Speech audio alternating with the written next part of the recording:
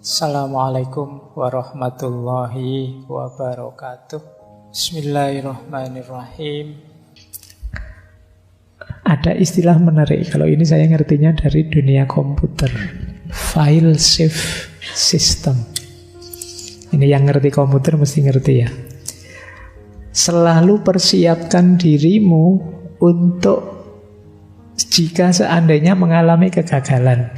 Kalau komputer itu titik file save itu begitu error tidak karu-karuan, kamu reset saja kembali ke awal,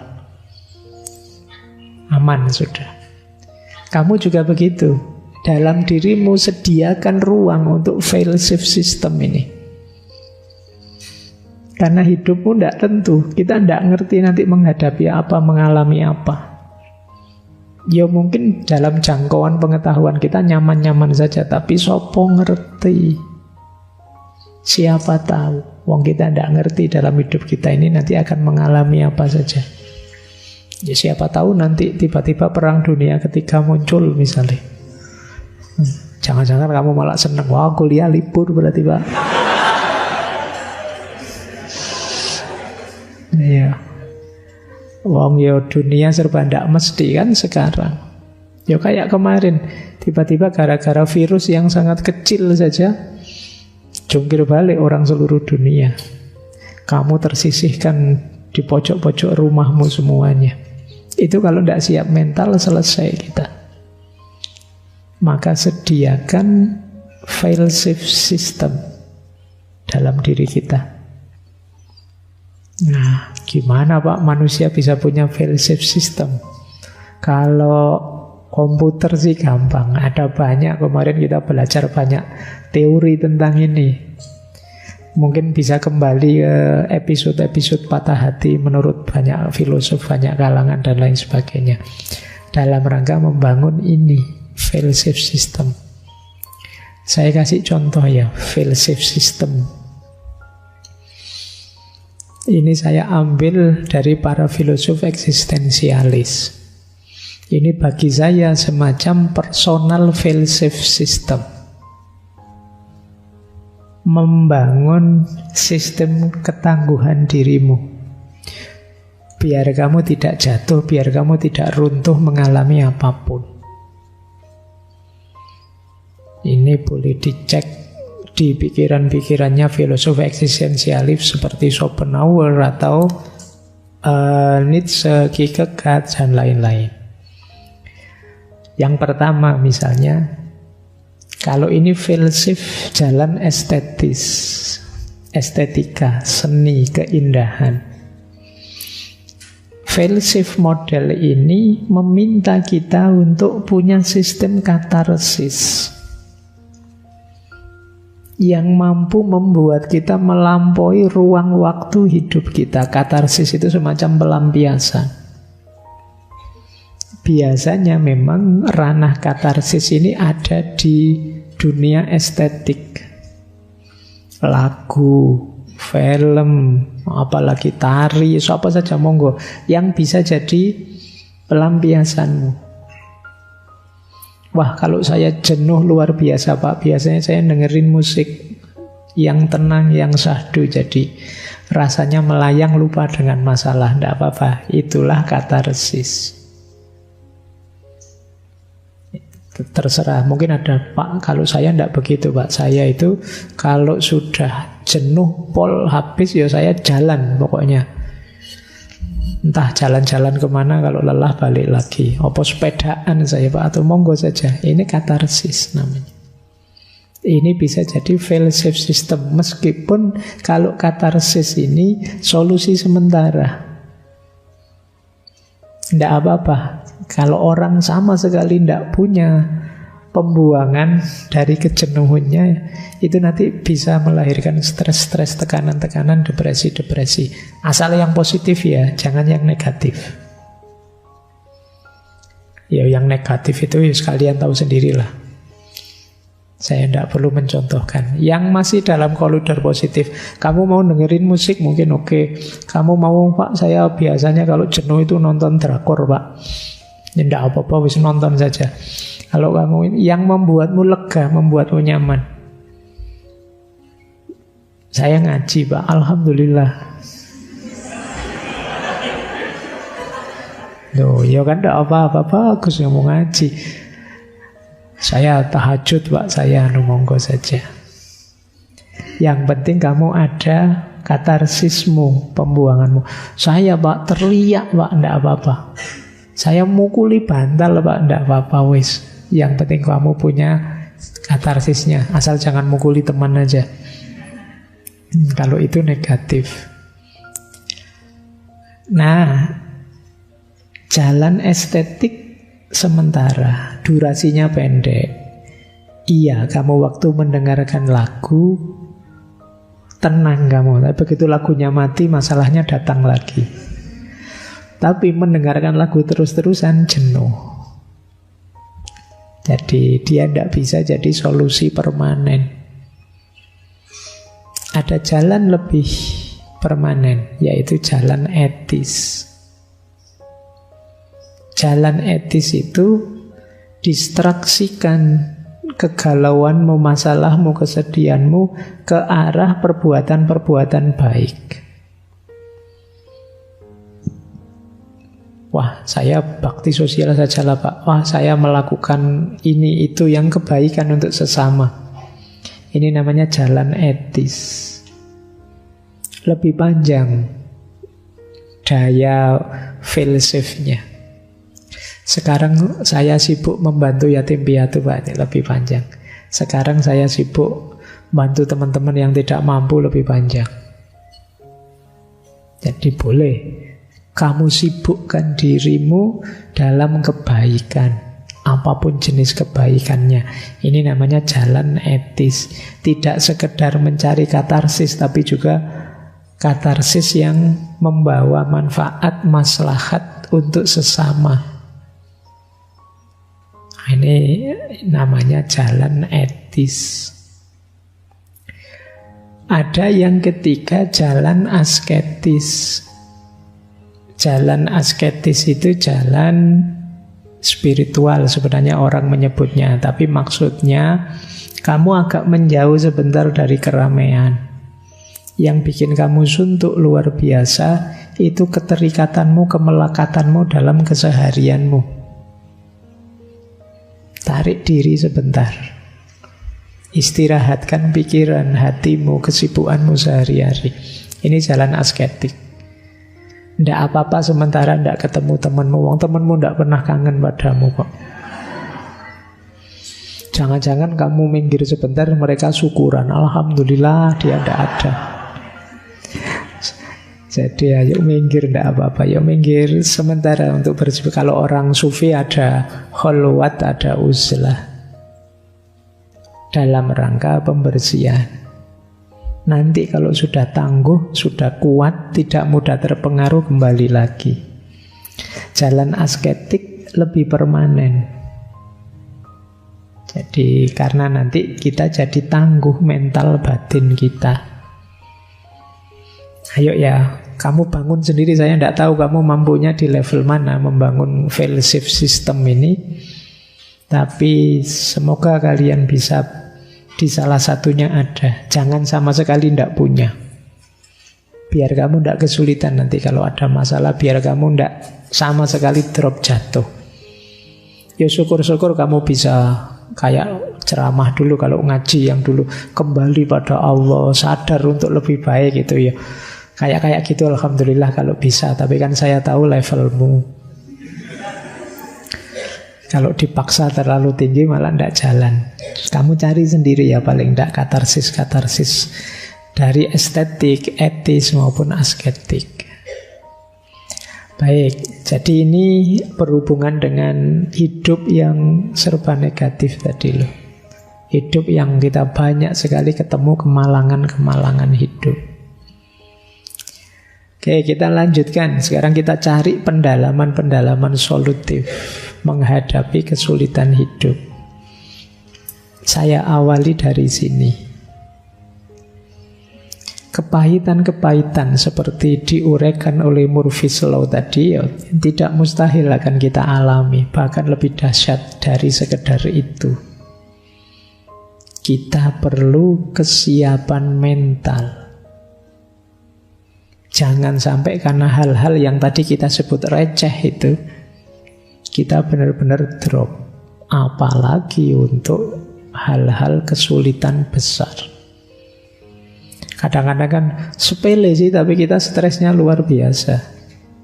Sekedar laptop hang atau error saja kadang-kadang kita jengkelnya luar biasa. Apalagi listrik mati juga, apalagi sinyal error juga. Wah, itu kalau tiap hari begitu kan depresi akhirnya kalian. Baik, ini saya awali dari sini ya. Secara psikologis, mari kita yakini, mari kita mindset. Ini kalau teman-teman ingat kemarin Martin Seligman ya. Mari kita ingat-ingat dalam diri kita, kemalangan apapun yang kita alami, kesulitan hidup apapun yang kita alami, yang pertama ayo kita yakini bahwa itu sementara. Tidak ada yang permanen. Tidak mungkin orang hidup itu susah terus tidak ada senangnya, atau senang terus tidak ada susahnya. Tapi saya merasakan begitu ya Pak, susah terus hidup saya. Kalau begitu itu mindset, cara berpikirmu. Karena kamu mindsetmu negatif, yang kamu lihat dalam hidupmu yang negatif terus. Bahkan positif pun kamu lihat negatifnya. Waktunya senyum hura-hura, wong wisuda, waktunya syukuran malah kamu sumpek sendirian. Nah, itu kamu salah mindset. Mari kita yakini, bahkan seandainya memang itu kesulitan, setiap kesulitan ada durasinya. Tidak mungkin abadi. Pasti pada saatnya akan selesai. Wong sebelumnya kita juga punya banyak masalah dan sekarang selesai. Kita hidup sejak kecil itu kan dari masalah ke masalah dan kita bisa menaklukkannya. Mulai kita tidak bisa jalan, itu kan jalan kan jadi masalah. Terus kita latihan, capek, sakit, sampai nangis-nangis, akhirnya bisa jalan. Besar sedikit latihan naik sepeda, kita jatuh bangun, akhirnya bisa naik sepeda juga. Sekolah awalnya nangis-nangis, takut, lama-lama yo kerasan juga. Hidup kita itu dari masalah ke masalah, semakin kita bisa menaklukkan, kita tambah tangguh. Dan setiap masalah sementara. Yakini ini.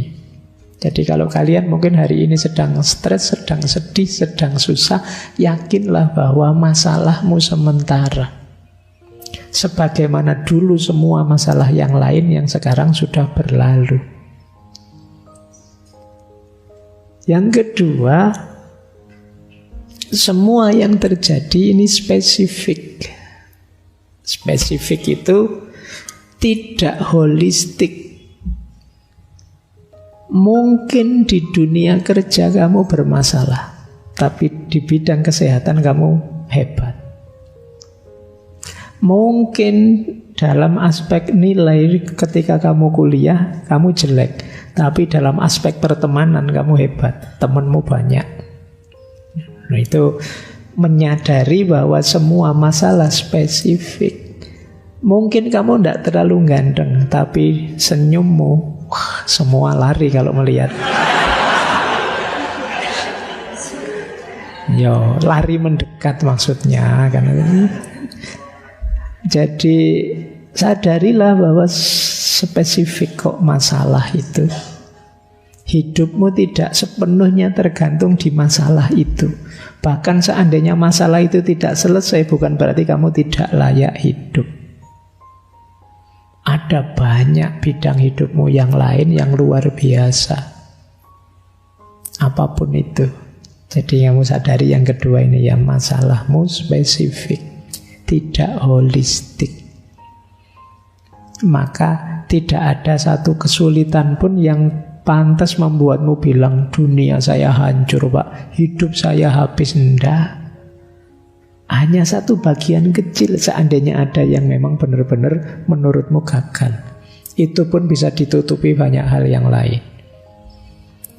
Dan cerita-cerita seperti ini kan banyak tokoh-tokoh besar yang awalnya Einstein yang tidak naik kelas lah, dan macam-macam. Itu kan banyak cerita-cerita seperti itu.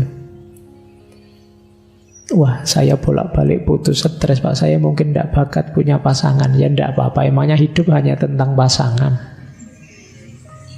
Ada banyak sisi hidup yang lain. Oke ya, itu yang kedua. Ini penting kesadaran ini. Yang ketiga, semua yang terjadi tidak personal.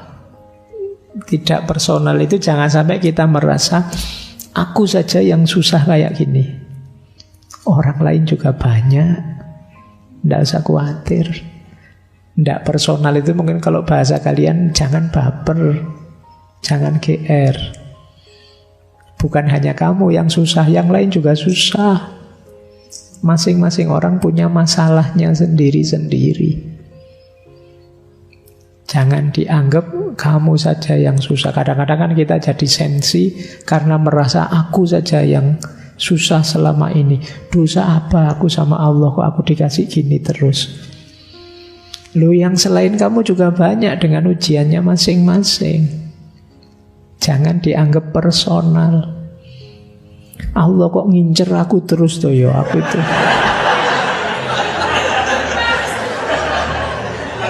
Iya. Mbok yo yang lain gitu loh, kok aku terus yang dibikin susah itu ya. Ndak. Kamu jangan kegeeran.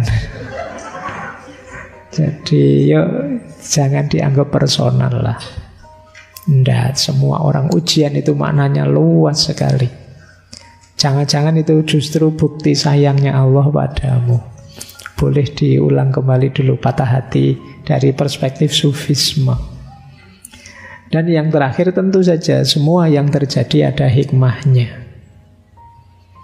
Ada pelajaran yang bisa kamu ambil untuk hidup jadi lebih baik dari semua kemalangan tadi.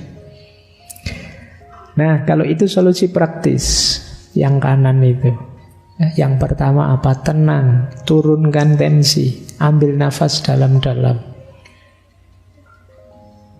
Meditasi boleh untuk menenangkanmu. Kalau sulit, talk to someone, have a deep meaningful conversation. Cari teman untuk saling curhat, berbagi. Itu gunanya punya sahabat. Jadi temannya juga begitu, latihan jadi pendengar yang baik. Jangan latihan jadi ustadz, dikit-dikit ceramah, sebel temanmu nanti. Temanmu baru curhat apa, kamu sudah ceramah. Waduh, haram kayak gitu. Qala Allah Ta'ala was. Nggak jadi curhat temanmu, dia tambah stres. Kamu tambah ngancam neraka kayak gitu, itu neraka. Tambah depresi dia. Oke ya, cari teman yang enak diajak curhat. Jadilah kalian teman yang enak dicurhati. Kalau bisa, kalau memang sulit, lakukan sesuatu yang bisa mendistraksi pikiranmu biar tidak stuck di situ terus. Mikir-mikir apa lah, mau mikir-mikir perang Israel Palestina, mau mikir apa, mikir yang sana-sana, yang biar kamu lupa sama. Ngajak diskusi-diskusi apa temanmu yang biar kamu tidak stuck di masalahmu terus. Kemudian lakukan hobimu, engage in your favorite hobbies. Seneng apa, lakukan itu. Asal tidak mahal, kalau mahal duitmu habis nanti. Yo nanam-nanam apa itu kan murah, melihara ikan apa. Hobi saya moge, Pak. Wah, yo abot. Besok kalau kamu kaya ndak apa-apa. Jadi engage in your favorite hobbies dan istirahatlah. Kadang-kadang kita itu kejam sekali pada diri kita sendiri. Dipaksa ini, dipaksa itu, diforsir ini, diforsir itu. Istirahatlah. Ngapain kamu secapek itu mengejar hal-hal dunia? Ambil nafas, istirahat. Entah cara istirahat yang seperti apa yang kamu inginkan, tapi istirahatlah. Baik, ini secara psikologi. Menghadapi hidup yang pahit, hidup yang penuh cobaan-cobaan, kesulitan dan kemalangan, seperti dalam Murphy's Law. Kita lanjutkan. Nah, sekarang filsafat. Ini saya kumpulkan kalimat-kalimatnya para filosof eksistensialis. Dulu pernah saya singgung kalimat-kalimat ini sebentar.